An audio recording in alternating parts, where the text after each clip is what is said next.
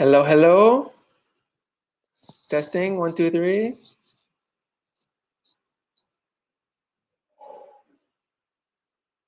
Hi, Jessica. Gabrielle, perfect. Michael, Diane, good afternoon. Dina, hello, hello. Hey, Rach.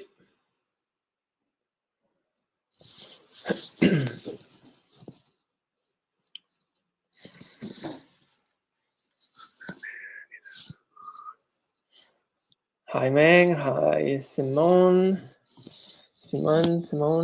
Kelly. Sorry for butchering everyone's name.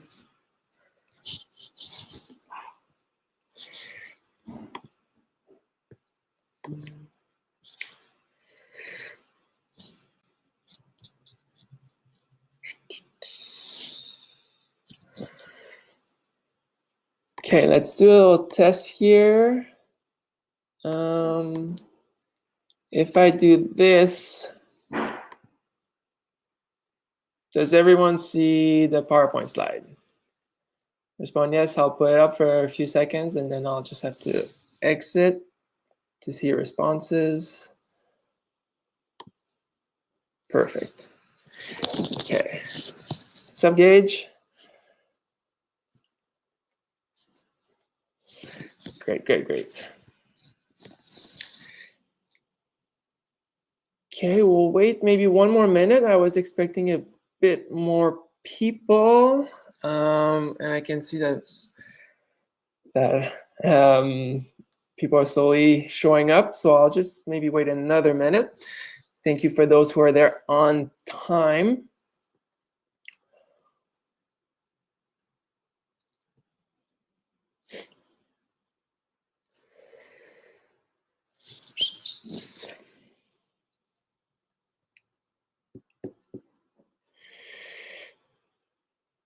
Hey, what's up, Kim?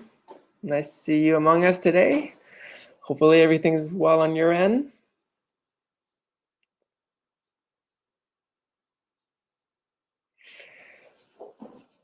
Thumbs up, perfect. Okay, so I think we'll get started so that we don't run out of time. I'm hoping that I was able to make it, hope my timings are going to be good, basically, as there's some good material that we're going to cover today, and making this not, I'll say it right now, it's not going to be super interactive just because of how this software works. It is hard for me to have access to the chat while also having the presenter mode. So it won't be super interactive. So please hold your questions till the very end. I'm hoping to have a solid 5-10 minute period question at the end. So maybe if you want to jot down your questions and keep them at the end, just because I won't have access to the chat as I'm presenting, as I will only be seeing the presentation in front of me. Okay. So let's get started. Hope I could see your face too, Kara. Hopefully soon. Okay, jumping into presentation mode. Okay, sorry. Okay, so hopefully this works. Okay, final test. Please write yes if you're seeing this on your computer. Okay, perfect. Let's do it.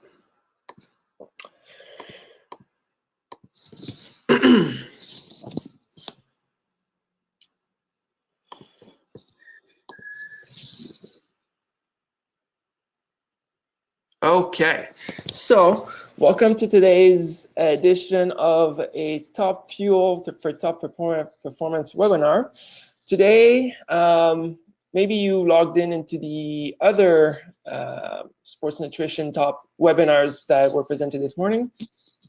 I did chat with the others to see what they were going to present, so hopefully there wasn't going to be too much overlap in case you were assisting into this morning's webinar. However, there will be a bit, just because there are some fundamental concepts that I need to cover for those who maybe weren't there this morning, just to make sure that everyone is on the same page regarding some basic concepts regarding sports nutrition and also human physiology and whatnot. Okay, so let's get started. First, though, I just want to state this is a standardized slide that we are just showing to all our webinars. And so just to make sure that all of the material presented is a property of the Department of National Defense. Any reproduction or retransmission of the slides contained in this presentation is strictly forbidden. Okay, and also just maybe not this one per se. Nutrition can be a sensitive topic, but in our other webinars, this may be more appropriate. But still, just understand that the nature of this topic is could be sensitive and also maybe not appropriate for children, just because the nutrition concepts being taught today are really specific more towards adults. So just keep that in mind.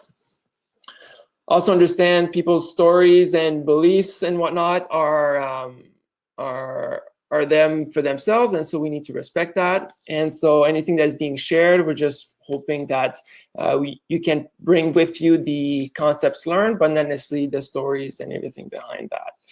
And then also just heads up, this webinar is being recorded and will be available for viewing later on cafconnection.ca. Okay. Though active participation is encouraged, you may simply allow. So in my case, I'm only going to have participation at the end. So it's going to be a pretty flawless presentation until that point. Okay, hopefully that is all clear.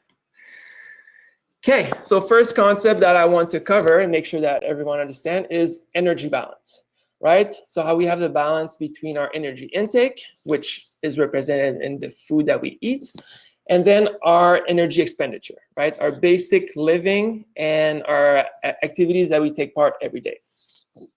On the food side, right, we have our different nutrients, which if you were there in this morning's presentation, Lucas did present that a bit. So basically, you could say there's three big categories. They're your macronutrients, right? Your carbohydrates, your protein, and your fats. Then you have your micronutrients, your vitamins and minerals, and then finally water, right? The forgotten nutrient that is so essential to our well-being. And so one thing to understand and hear this concept of energy balance is that the only group that really is important are the macronutrients, right? Because these are the ones that provide energy to our bodies. Sorry, I'm just receiving a text from someone. You're not in slideshow mode. Okay, thank you for letting me know. Sorry about that. Okay, so I'm going to try this instead. My apologies. This is new to all of us here. So Brenda, you're the one who texted me. Can you text me back? Let me know if this works.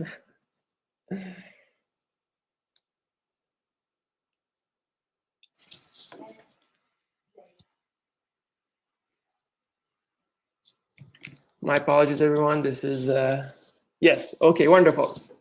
So this is the energy balance slide that I was basically addressing, right? On the right side, we have our left side, you have your food, right? Or your energy intake. And then on the right side, you have your energy expenditure. So here, talking about the macros, right? So the carbohydrates, proteins, and fats are the ones that provide to our energy intake, right? Those added calories, those calories that we put in our bodies, that our bodies will use for our basic living and activities. Okay, so let's jump a bit more in depth for the energy expenditure part, the one on the right. Right, so we can divide it in three major components. So the largest one is our resting energy expenditure. So here, this is basically your metabolism, right? This is what your body expends to just basically stay alive, right? Breathing, your heart rate, keeping your body temperature at 37 degrees Celsius, right? This is just to remain functionally alive is what is required.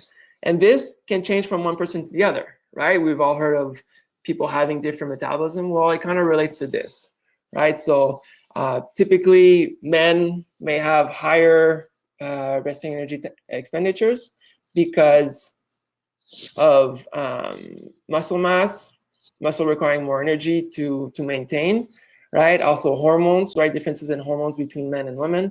So there's some gender differences as well that can play a factor in this. And so body size, there's many factors that can affect your resting energy expenditure. However, from day to day on individual basis, it remains the same. So for me, it will, from day to day, remains most likely the same. Okay, so that one's pretty standard. Doesn't move. Then another one that doesn't really move is the thermic effect of food. So basically how just the digestion of food requires energy, right? And also then our bodies, when they are metabolizing this food, and for example, protein going in our muscles and becoming that building block, requires energy, right? So that is all put into the thermic effect of food. And that stays pretty consistent from day to day because we don't necessarily go from eating 1,000 calories to eating 5,000 calories, right? I think from day to day, we stay within a certain range, and we're usually pretty consistent. So for that, the thermic effect of food doesn't really change. However, the section that really changes, and maybe has really changed in the last month with all that's happened, with everything that's happening, is the physical activity level, right? So physical activity can really change your energy expenditure overall. So here on a day that you're more active, right, you're burning more calories, so you'll have a larger energy expenditure. On a day that you're less active, less calories, less energy expenditure, right? So this is an important thing to understand, is when we go back to this balance, that on a day that we are maybe less active, we need to match that with our energy intake. And days that we are more active, we want to match that accordingly. And that is if you are looking at weight maintenance, right? And we'll talk a bit more about that later. So this is energy expenditure in the three components. Hopefully that is clear. If it is not, then please keep your questions till the end when I will be in the question period. So looking at the 6 classes of nutrients that we mentioned, right? The 3 that we will talk about, though, are carbohydrates, proteins, and fats, because these are the macronutrients that provide energy that ultimately gives us those calories to basically stay alive and to perform our daily activities. So carbohydrates. So every gram of carbohydrate has 4 calories. So this is how you know how much energy you can find in your food, right? If you know how many grams of carbohydrates there is, you just do that times 4, and then you'll have the amount of energy and carbohydrates for that specific food. Okay? When carbohydrate is digested, right, digestion of carbohydrates starts in your mouth and then carries on in the small intestine, where there is absorbed as monosaccharides, so glucose, lactose, and fructose. And so here, these blood sugars go into your go through your digestion and goes through your circulatory system, so in your blood, and then here it goes to your brain, and which glucose is the only fuel that your brain can use, and then also red blood cells are another cell in your body that can only rely on glucose. So these 2 are relying on that, and for the rest, blood glucose travels through your body just to supply your various cells, including your muscle cells, right? And here we're trying to replenish our glycogen, right? So in our muscles and our liver, this is how we store glucose in our bodies. It is through glycogen. So glycogen is just a big molecule of glucose all put in together with some water molecules as well. But it's just, that's how our body stores glucose. And then this glycogen will be used as fuel, right, for your various activities, but especially the high intensity activities. Glucose will be the preferred fuel for that. But then also to understand that any excess in carbohydrates will eventually be converted into fat.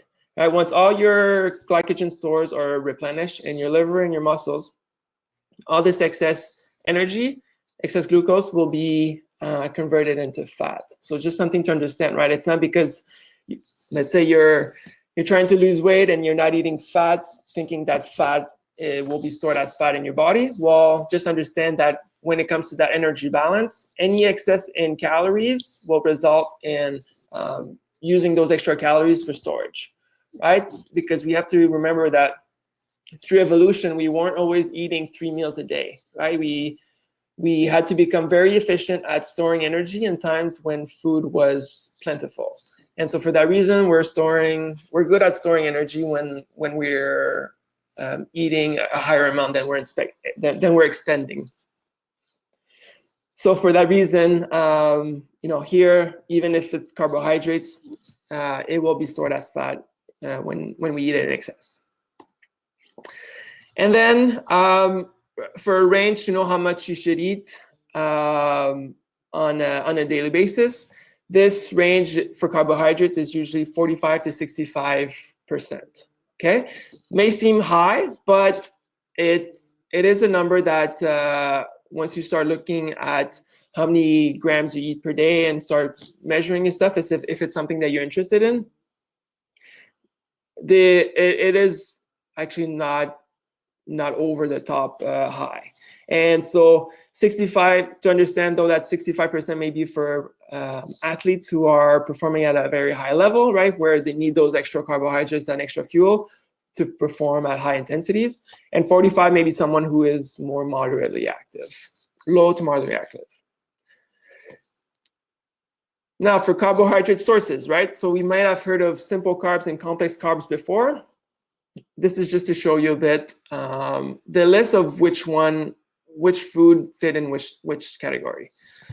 So examples of simple carbs would include any fruit or juice, right? Milk, table sugar, syrup, honey, jams, jellies, and candies, right? These are examples of simple sugars. So these simple sugars are digested very quickly in our mouth and our small intestine, and don't need to go through the liver to further be broken down, right?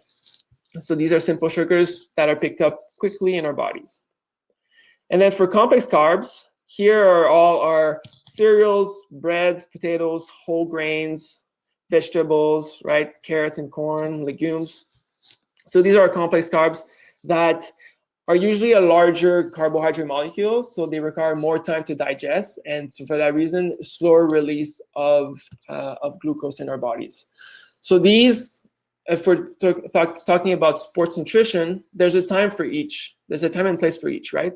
So simple carbs, they have a time for maybe shortly before your activity or your event or your performance, or maybe during if it's something that is prolonged and you need that extra fuel during. Right, this is super appropriate at that point, right? Easily digested, doesn't fill you up too much, and you get that quick release of energy. However, then complex carbs, then they have their time and place, right? Maybe in between days, in between bouts of where maybe you're in a competition or a tournament of some sort, where you may have either a few hours, well, let's say 3 to 4 hours to maybe a full 24 hours between your events, then maybe these will for sure be more appropriate, right? Because you have a lot of energy in them, and and when they're broken down, they will be able to replenish your glycogen stores, right? So this is kind of the difference between one and the other.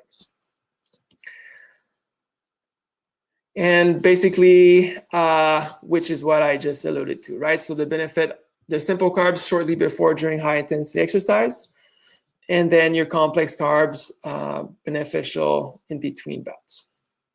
If you are looking to learn more about to fuel before, during, and after exercise, you should definitely check out Lucas's presentation from this morning, but again, that will be on CAF Connection. He did a little bit on that. So if it's something that interests you, you should definitely check that out.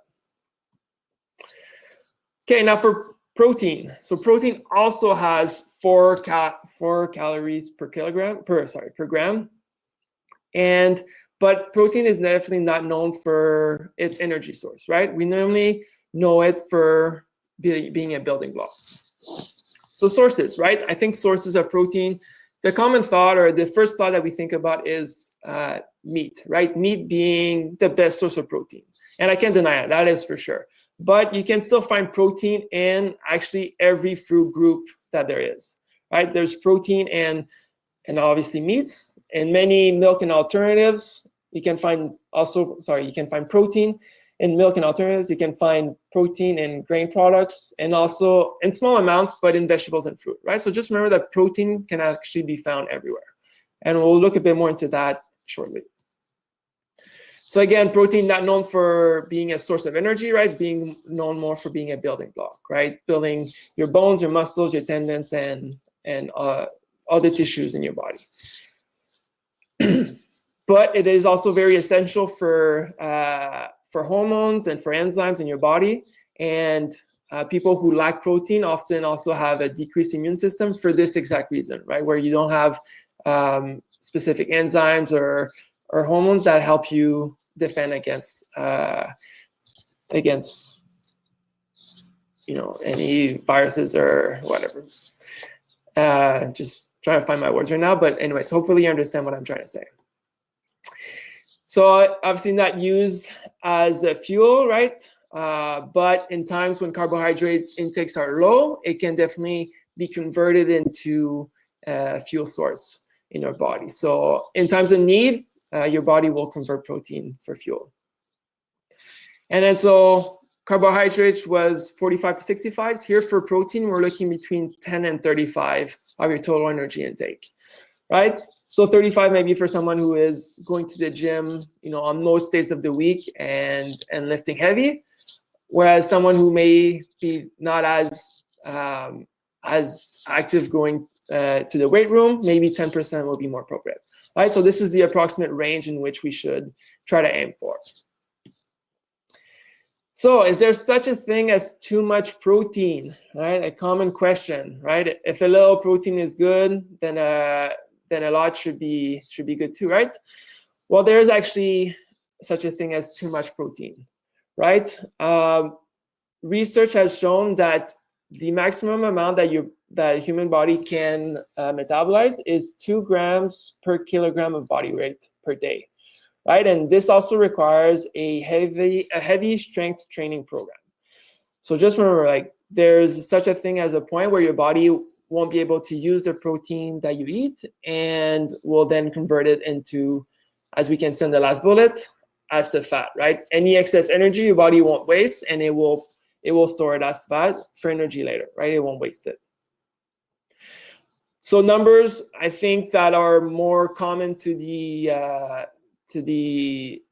everyday individual, right, are ranges from 0.8 to 1 kilograms of body weight for sedentary to low active people, and then 1 to 1.2 grams per kilogram body weight for moderately active people.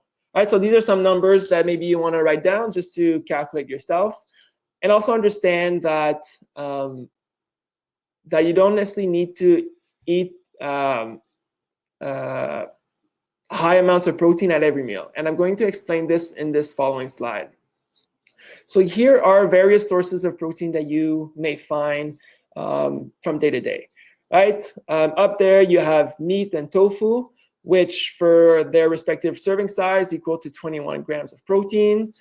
Also up there you have tuna with 19, you have cottage cheese, Greek yogurt, cheese, right? So some of your dairy products, all with high levels of protein. Then you have eggs, legumes, nuts, peanut butter, right?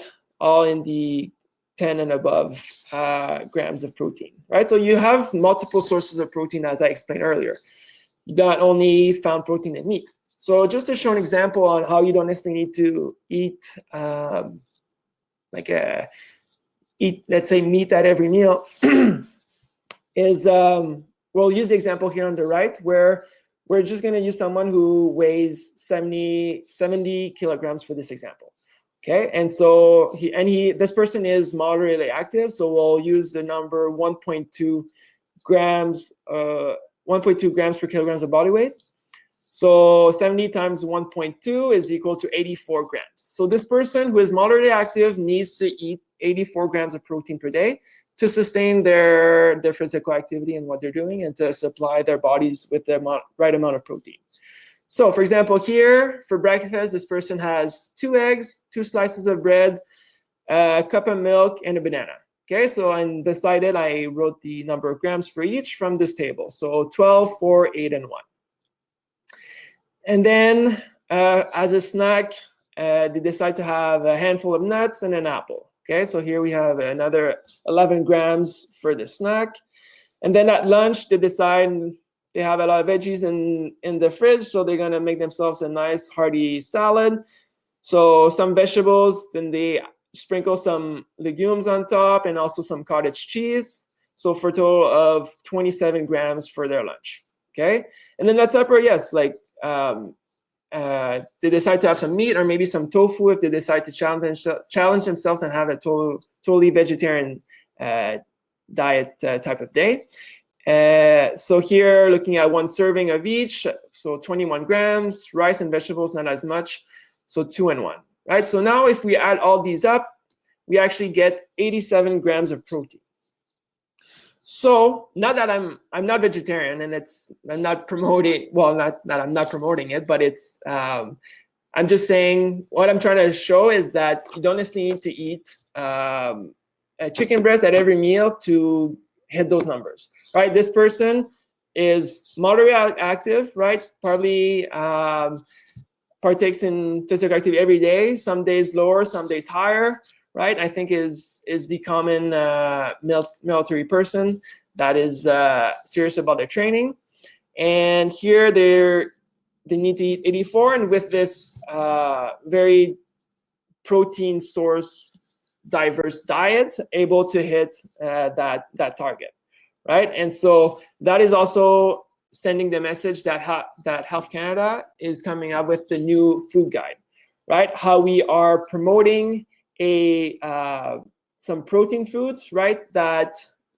So now dairy food, dairy products, and meat alternatives are put together in the same category as protein foods, right? And so here we're just hoping that Canadians start including more diversity on their plate regarding where protein is coming from. And the reason behind that is because although meat is great, I love it, I eat it most days, it's still important there's still some benefits to eating protein from other sources, right? Because other sources may have some very healthy fibers, such as legumes and nuts, and but also maybe some options that have some good fats, right? Such as nuts again, or some fish, and and just foods that are lower in saturated fat, which is something that Health Canada is trying to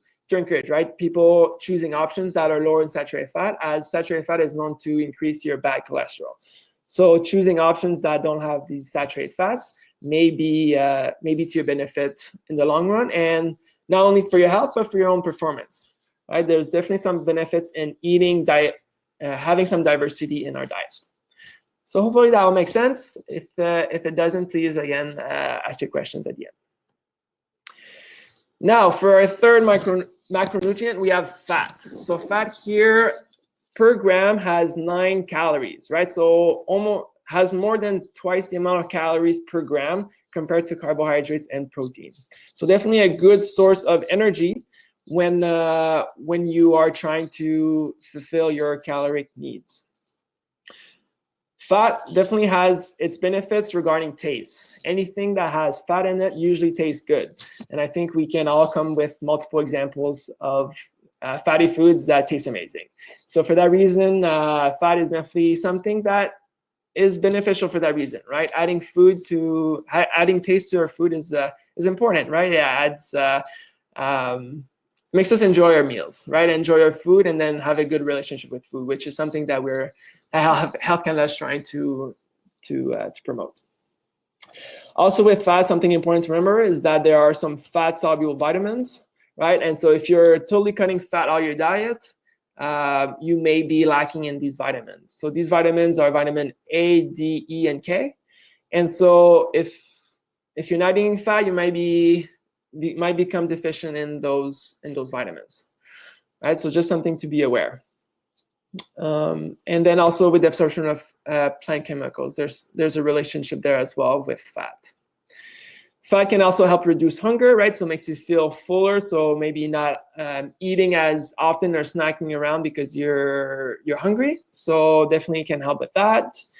And typically in one day, from day to day, we should eat between 20 and 35% of our energy coming from fat.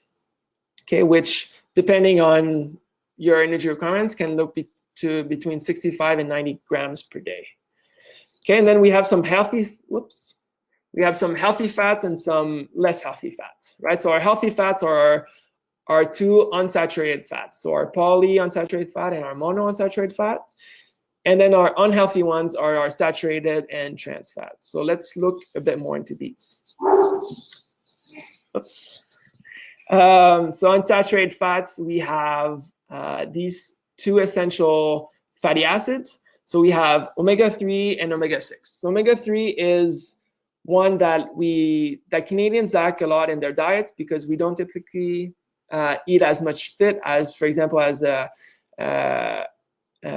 Mediterranean diet, right? And so for that reason, we tend to lack a lot in this one. And so that it's important to also, on a regular basis, add fish to our diet, but also there you can find sources of omega-3 in different nuts and seeds, right? So flax seeds, walnuts, soybeans can be a good source of omega-3s. And then omega-6 is an essential fat. However, we do have a lot of this fat in our diet. It is quite common in vegetable oils, and we tend to have a lot of this in a lot of oil or in our diets, and also comes from other sources. And so for that reason, omega-6 is not something that we should necessarily try to increase in our diet, something that we already have a lot. But omega-3 is one that we typically have lower amounts, and so for that reason, something that we should try to definitely increase. And saturated fats, many sources can come from animals, dairy products, coconut, and hydrogenated oils. And here, what is really important to remember is that saturated fat the recommendations are to eat it in moderation, just because it can really increase one's risk of heart disease. Okay, because it increases your bad cholesterols. So for that reason, we need to eat this in moderation. And then so our second unhealthy one is trans fats. So here, this is a fat that was once an oil and went through a process of hydrogenation where the molecules were changed, and now it's become a solid. Here in our bodies, it also acts as a saturated fat, so it does increase our bad cholesterol, right? However, one thing to know, and just a fun fact about trans fats, is that they're actually now banned. Health Canada has banned them since September 2018.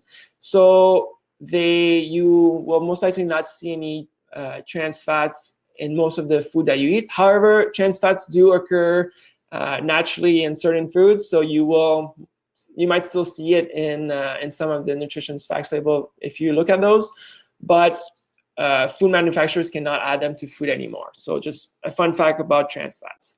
But basically, in the end, no matter if it's maybe coming from a natural source or coming from being processed, it acts on our bodies in a similar way to saturated fats and increases our bad cholesterol. Okay, so now we learn more about our three macros, right? Carbohydrates, protein, and fats. Here we are going to I'm going to teach you a bit more about the nutrition facts label, as I really believe it is a tool that I feel most Canadians or most people don't use often enough, right? There's so much valuable information here, and it's such an easy skill, but I think a lot of people are just not educated on how to exactly read it and whatnot. So I'm hoping that this could bring some highlight in your, and add some knowledge to some nutrition knowledge for you, and that's something you can take home after this webinar. So nutrition fact table found on most foods at the grocery store, right? Maybe except produce and whatnot. Right here, food manufacturers need to show an nutrition fact table on their food. So how to read it? I guess so. The first point, list of ingredients. So this is not the nutrition fact table per se, but the ingredients list, something to know is that they're listed by weight, right? From most, the ingredient has the most weight to the least weight.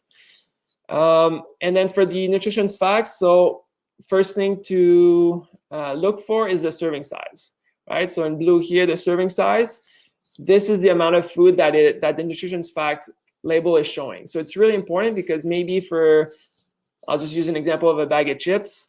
Maybe they'll show for 30 grams on the nutrition facts label, but your bag of chip actually has 60 grams. Well, then if you're just looking at this without looking at the serving size, you might think that, oh, it's not too bad. It's, let's say in this case, 150 calories. But in real life, the whole bag itself has twice that, right? Because they're only showing for half. So it's really important to look at the serving size when looking at the nutrition facts label. Then the calories, again, important information there if you're interested in that. And then you have your list of core nutrients, that these are the ones that food manufacturers need to show. Okay, so if we're looking at the 3 that we are focusing on today, so our 3 macros. So fat is listed as how much it has in total, and then broken down into how much it has of these 2, right? So they need to show how much there is for those 2. That's what Health Canada is asking of food manufacturers. So here we can see that out of the 7 grams, 4 of them are saturated fats, right? Which 4 grams represent 20% of your daily value. So 20% of what you should eat every day for saturated fats. Okay. And then carbohydrates then, now 21 gram, which is then broken down here into fiber and sugars. So you may ask, well, what is sugars? I thought a sugar is a carbohydrate. Well, just understand that carbohydrate is the term for the family of carbohydrates. Here, when we say sugar, we mean added sugar, right? So here, for these cookies, it was most likely table sugar. So they added 8 grams of table sugar in these 2 cookies. Okay, so this is some added sugar. Fiber is a carbohydrate, believe it or not. It does not provide any energy though, but it still falls in the carbohydrate family. And then so the 21 grams here would be the remaining 12 grams would be, for example, maybe the flour in the cookies. This flour has some carbohydrates and more on the complex carbohydrate side. And so here, that would be the remaining carbohydrates, right? So this is just to understand, especially the sugars part, is that's the added sugar, right? So this, we want to keep this at a minimum. Okay, so here we have 8% for here. For percentage, I think that might be my next slide, is that we want numbers that are lower. For maybe sugars here, we want numbers that are lower than 5%. That would be considered something that is in low amounts. Something that is above 15%, such as saturated fat, would be something considered in high amounts. Okay, so just something to remember. And then you'll see here protein has 1 gram, but does not have any nutritional value. And I'm going a bit ahead of myself, but it is on a future slide. And it is basically, the reason behind that is because protein requirements changes from one person to the other, and there's not necessarily a daily requirement. Protein intake is really based more on your weight. So for that reason, they do not provide a percentage daily value for that. Okay. So hopefully that all makes sense. And also on foods, just watch out for claims, right? Not to be caught by things that says, you know, whether the low fat, right? Low fat can be an option that that can be something that you might think that may be smarter to choose. Again, depending on your weight goals or whatnot. However, just understand that if it's something that was normally fatty and they remove the fat, well, they still want it to taste good, so they most likely replace it by something else. And sometimes that is sugar, right? So maybe sometimes options that are lower in fat are actually higher in sugar. So just some health claims to sometimes be aware of when we're making food decisions. Okay, now if we're comparing two different labels, okay, so here we have Frosted Flakes compared to Bran Flake cereal. All right, Frosted cereal obviously tastes awesome, Bran Flakes maybe not as much, but if we are health conscious, we may choose an option that is healthier for us. So again, first thing that we do is check the serving size, right? So here they're quite comparable, 31 grams versus 34 grams, right? I think that's reasonable. So here, one thing that we are going to compare are the carbohydrates. So if you look at the first line, right, they both say 27, 28 grams, so that looks pretty comparable. So you think, oh, well, Frosted Flakes, same amount of grams, so, you know, I guess they're both healthy in that way. However, when you look down below in the fibers and sugars, right, we can see here that Frosted Flakes has 12 grams of sugar, whereas the Bran Flakes has 4.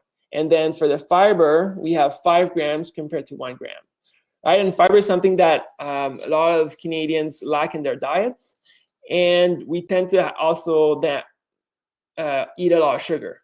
Right, so I'm not necessarily promoting Bran Flakes per se, but just showing here that, you know, there's some benefits in making healthy choices, and here definitely the benefit of fiber and the lesser added sugar is definitely a healthier choice.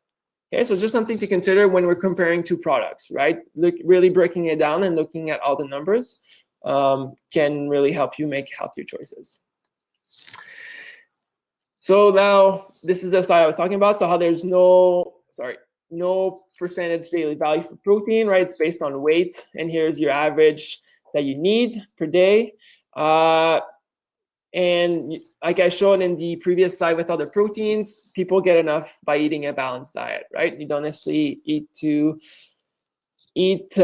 meat or a large amount of meat, right? You could eat meat at every meal, but if you're being reasonable, that's totally fine. But if you're eating a balanced diet, it's easy to hit your personal targets, right? And so here, as I was saying, the on the percentage daily value, if it shows less than 5, right, you could consider it would be considered little, and then for if its number is above 15, then consider a lot. So depending on whether it be fat or fiber, right, depending what you're looking at, you may want to be more on the 15 and above, and for the other on the lower than 15. So hopefully that makes sense. Okay, and then another part that I wanted to focus on for this presentation is supplements. Obviously, these are all the supplements that we would normally cover in our program, right? There are a lot of supplements out there. Supplements is a multi-billion-dollar company. There is so many new products coming out all the time. However, these were the ones that we would normally cover in our program. But due to time and the fact that we only had 1 hour for this presentation, I'm only going to focus on caffeine, creatine, and protein powders, as I feel these are the common ones that people know of, or the people that use, right, or that have used in the past as either for enhancement or for recovery. Okay, so these are the ones we're going to cover. However, if you're interested in learning more about the others, please join our full program, our full Top Fuel program, whenever things get back to normal. So caffeine, we can have different sources, right? Coffee, tea, cocoa, soft drinks, and one that's not listed here, but that I will also address in this part is energy drinks, right? So energy drinks is full of caffeine and full of sugars, right? So it could be, you could think that, oh, well, those are two good things to for performance. But one thing that is really important to remember with performance is that the most important nutrient is hydration, right? It's water. So caffeine, yes, has its time and place to improve performance, alertness, reaction time, endurance, and weight loss. Those are claims, and those are what people may experience with caffeine if they do take it for sports performance.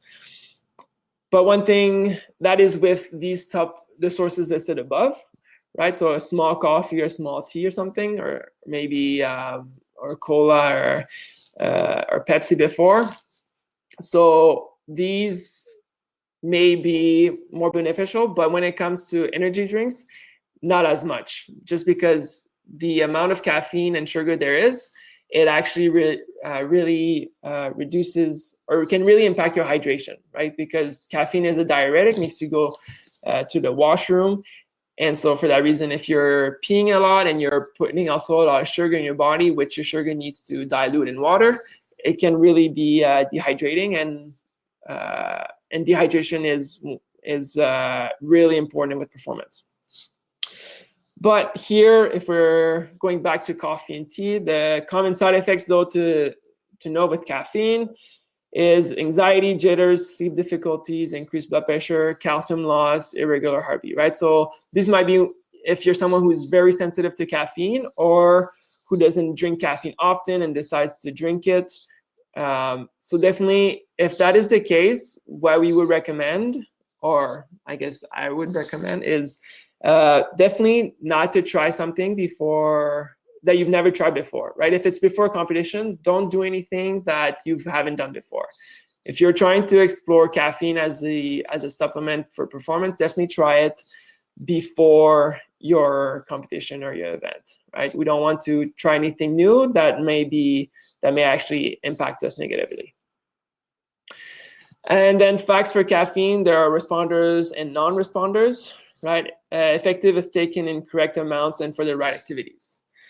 So here we're looking at endurance being effective or not. Caffeine can definitely be more effective in high energy or high level of energy, right? So, and especially if we want to increase our alertness and reaction time, those are the known benefits for caffeine, right? The mental stimulation that it can bring. So here, these are some of the things to consider with caffeine. So hopefully that makes sense. I know I kind of have to go through it quickly just because I'm quickly running out of time. But if you do have any questions after, please shoot them my way. So now creatine. Creatine is another common supplement that people use for, especially for workouts, right? When you're hitting the gym. So sources of creatine normally come from meats and fish, and plays an important role in energy metabolism within your muscles. So to understand how creatine works is that we have three energy systems in our bodies that our muscles use. We have the PCR system, so that's the creatine phosphate. And this is the system that is the fastest acting. That is for bouts of like our muscle contractions that last 5 to 10 seconds. So a quick sprint or lifting heavy weights, right? Those explosive movements, our muscles will rely on creatine. It is a very quick source of energy, and that is the reasoning behind taking creatine supplements, is increasing that pool of creatine within our muscles so that we can maybe do an extra rep or two, right? Or maybe that we can sprint for a second or two longer, right? So having that extra pool can increase our performance and our training. So that is the reasoning behind it. However, one thing to remember is that, for one, not everyone responds to creatine. So some people may already have high levels of creatine in their bodies, and yet there's a maximum amount of creatine that you can have in your muscles. And so if you're taking more, you might just go right through and kind of be wasted compared to someone who may not have as high level storage, or maybe that are using it often. So maybe replenishing it with creatine may be beneficial. All right, so just maybe do your own research and just be aware of that before deciding to buy it. So facts, improve stored body of exercise. Here they say up to 30 seconds. So definitely those explosive movements, right? And one thing to understand though is that they have no training benefits to endurance athletes, right? Because again, endurance athletes, let's say from up to an hour, multiple hours, let's say a marathon runner, right? They'll run for multiple hours. Creatine won't have any benefits to them because, for one, again, that's running for a long time, right? It's more than 30 seconds. And for two, with creatine also comes water retention. So when creatine is stored in your body, it also needs a water molecule. And so for that reason, you retain more water. And with running, one thing that you often try to focus on is your weight, right? If you're lighter, then you'll have less weight to carry to run. And so for that reason, may not be beneficial to someone who is an endurance athlete because you don't want us to be heavy, right? More weight that you have to carry, harder it is to run. So definitely may be more beneficial to someone who is bodybuilding or lifting weights, right? Or that's their main focus. And to remember that creatine itself will not build muscles, right? It has to be in conjunction with a good exercise program. So side effects to know is abdominal cramping, nausea, diarrhea, sleep problems, muscle cramping, muscle tightness. Basically, like any supplements, these are common side effects. I think they might as well. They just list them all just to be safe. But these are the common side effects listed here.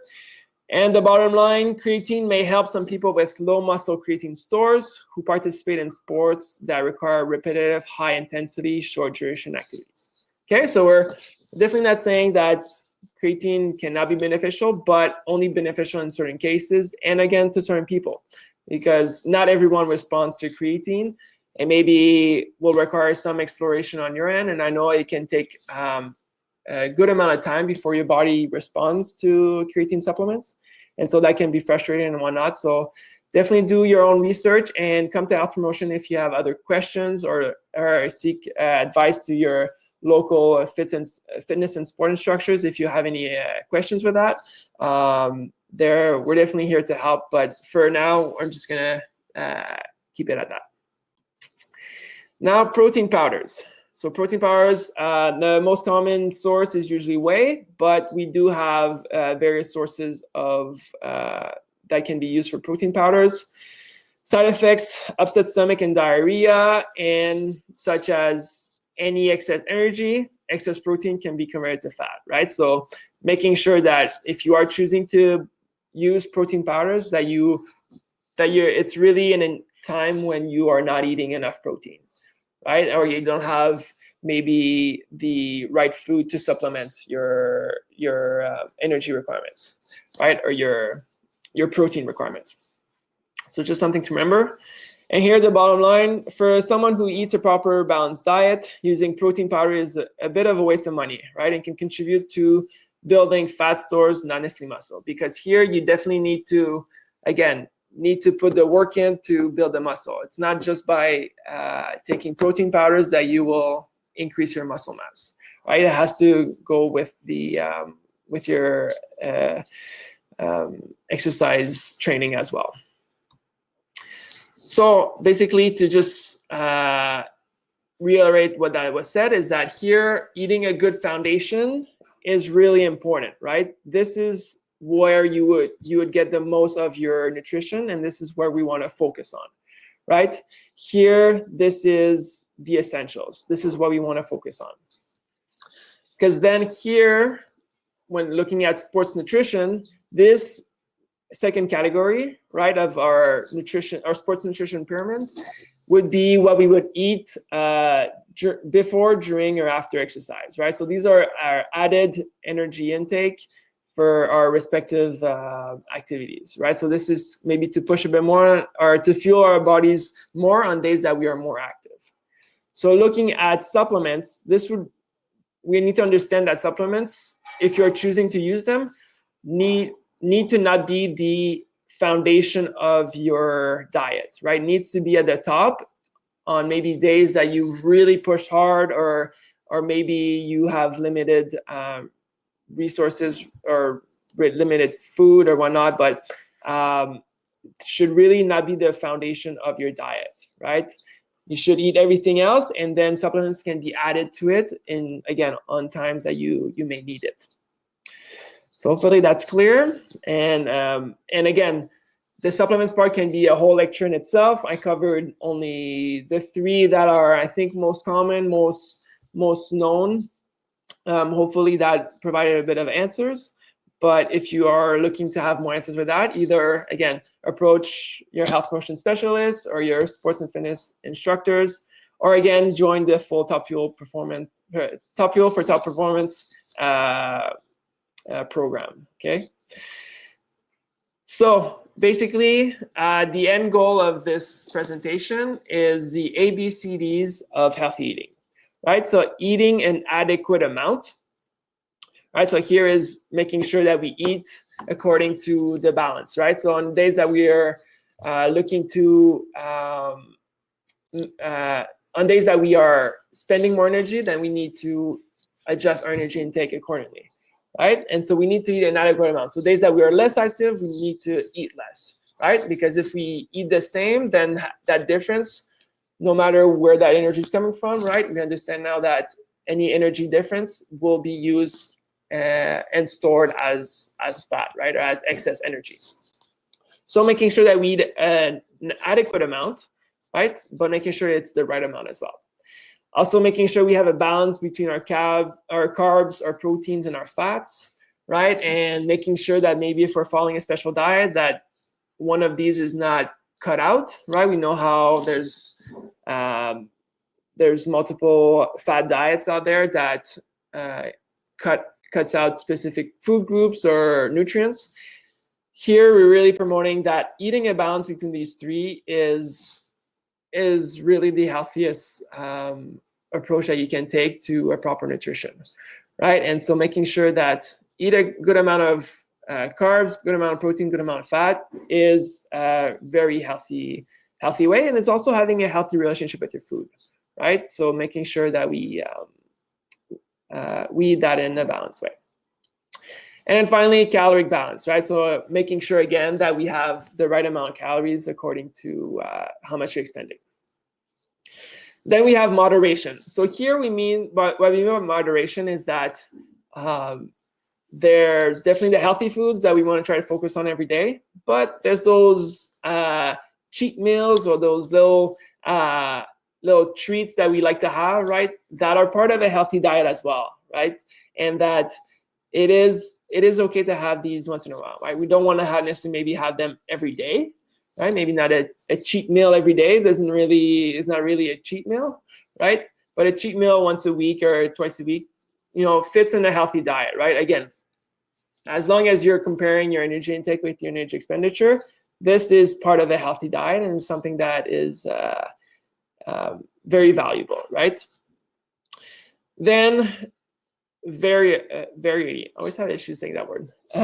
Having some variety in our diet is just, it really brings in different, especially vitamins and minerals, right? But as we talked earlier with the proteins, having different sources of protein can be very beneficial because the different sources also not only have the protein, but have other components, right? Whether that be fiber, whether that be certain vitamins and minerals, whatnot, right? And some healthy carbs maybe as well. These and some healthy fats, right? All of this, having some variety, really makes sure that our whole body is replenished in the best way possible, right? So if we're always eating the same things, we might be lacking in certain nutrients or whatnot, right? So having some variety is really important. And then finally, quality, right? And with quality, one thing that I want to bring up is talking to individuals who are training for intense competitions or events, such as maybe Nijmegen or something. And here they are, I need to eat a lot of calories. I need to make sure I'm fueling up on calories. So it doesn't matter where it's coming from, right? So they're eating McDonald's every day just to stack up all those calories. Well, are you fueling your body properly by, yes, maybe giving those calories, but are you really giving all the the micronutrients that are needed, right? We didn't necessarily talk about micronutrients that much in this presentation, but we need these healthy micronutrients in our diets. And if we're only eating McDonald's just to have our energy intake, we might be lacking in other things that are also essential for performance, right? So making sure that we eat quality foods in times that we are pushing our bodies is important, right? Think of, let's say, a race car, right? They obviously put the highest octane gas that they can, so to have maximum performance, right? They're not putting good old 87 octane gas, right? So for that is the same principle with our bodies, right? You don't want to put the cheap food just because it's high in calories in your body when you want the highest quality foods to have the highest quality performance, right? Just something to consider. Okay, so hopefully that makes sense. And this brings us back to this, right? That energy balance. So that was the big concept that was covered in this class. And with 1 minute to spare is pretty much the last concept that I want to cover. However, here are some guidelines to follow. Maybe not, maybe a bit more difficult, or maybe easier, right? Some people are now more active than they were because they have more free time. Others may not be as active because the couch and the and the fridge are so close that they might not be partaking in physical activity as much. But here are the guidelines, right? So taking part of at least 150 minutes of moderate to vigorous activity, moderate to vigorous intensity aerobic physical activity per week, right? So 150 is the recommendations, but also including those strength training exercise. If you want inspiration, our PSP crew, our PSP Kingston crew in the fitness department are putting some really awesome exercise, like home exercises for you to try out. So please follow our Instagram page at PSP Kingston. And there are some great exercises you can do at home. It's and you don't necessarily need too much, right? You can use common items that you have and really just go with it, right? So don't need to be at the gym to be doing some lifting.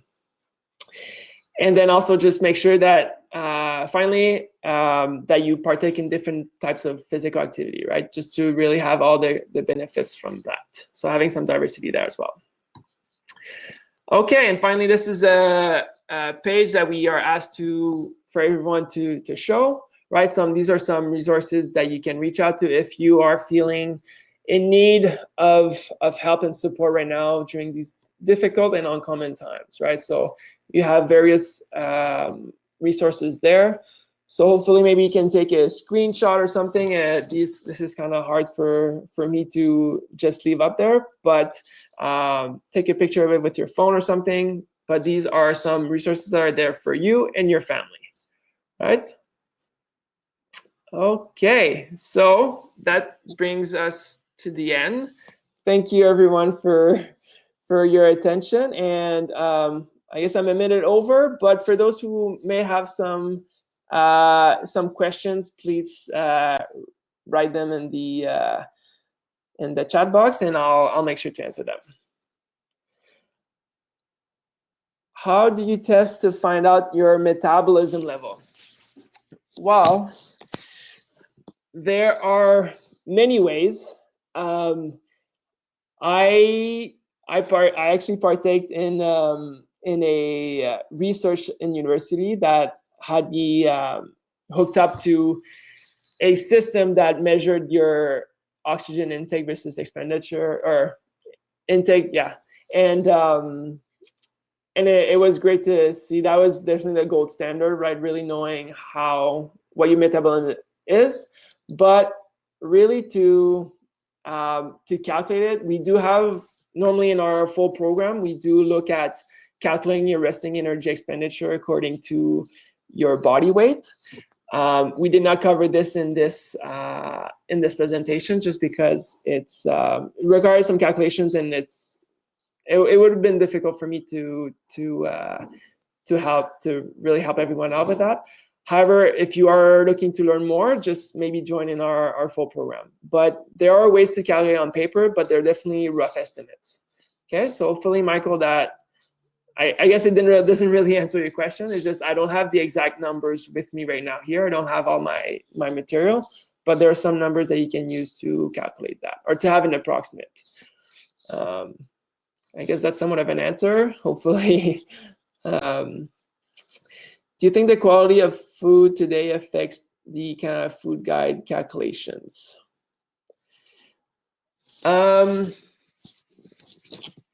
The quality of food.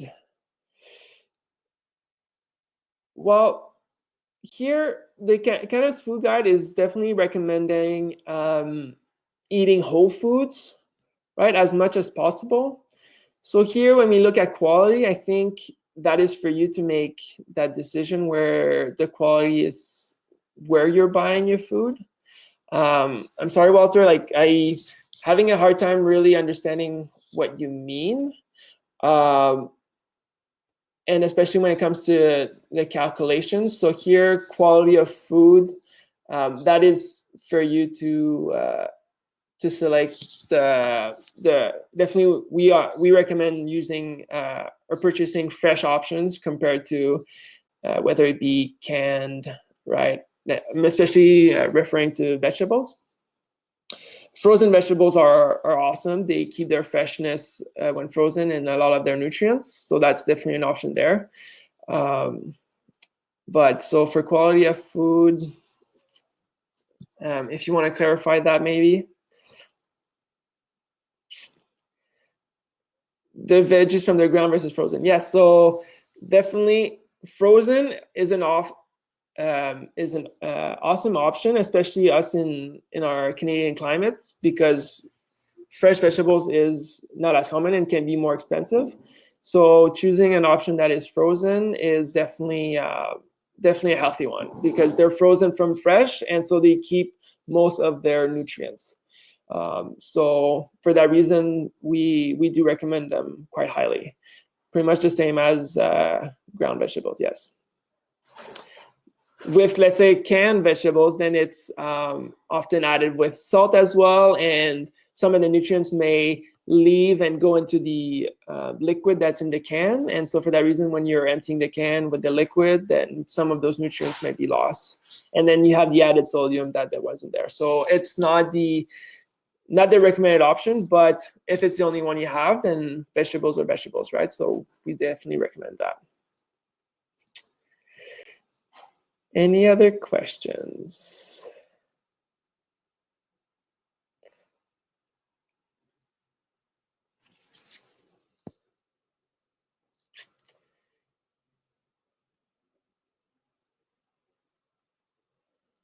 Okay, well, I don't see any other questions, so thank you everyone for your you listening, and hopefully you learned a bit. And again, if you want to join in and learn more about our whole program, then please join our full Top Fuel for Top Performance in your respective locations. Okay, thank you everyone, and have a wonderful afternoon. Okay, cheers.